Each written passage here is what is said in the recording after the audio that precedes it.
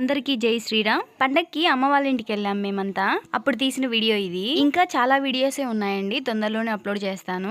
ఇప్పుడైతే నేను ఈ చెట్టు గురించి చెప్పాలనుకుంటున్నాను. మా సైడ్ అయితే ఈ చెట్టుని ముట్టాకు అని పిలుస్తారనమాట, అంటే ముట్టి చెట్టు అని. దీనికి కాయలు కానియచ్చు, ఆకులు కానియచ్చు, చాలా వరకు ఉపయోగపడతాయి అనమాట. ఎలా అంటే ఆకులు మాత్రం ఎండబెట్టి పిల్లలకి పొగ వేస్తారు కదండి, జలుబు దగ్గు అలా రాకుండా, అలాంటి వాటి కోసం అయితే ఈ ఆకు అయితే వాడతారు. ఇంకా కాయలు వచ్చేసి చాలా చేదు ఉంటాయి అనమాట.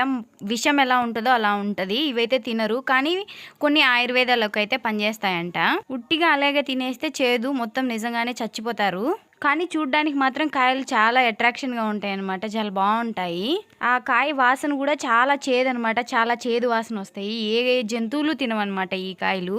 ఇంకేమో లోపల చూస్తే మొత్తం అంతా తెల్లగా గుజ్జుగా ఉంటది అనమాట. చూసేదానికి స్మెల్ కూడా అస్సలు ఎవరికే నచ్చదు అసలు. మా ఊర్లో అయితే అడవి నిండా ఇవే ఉంటాయి అనమాట చెట్లు. ఎక్కువగా పిల్లలు పొగ అలా వేసుకుంటారు కదా, బాలింతలకి, అలాగా వాటికి ఉపయోగపడతాయి అనమాట.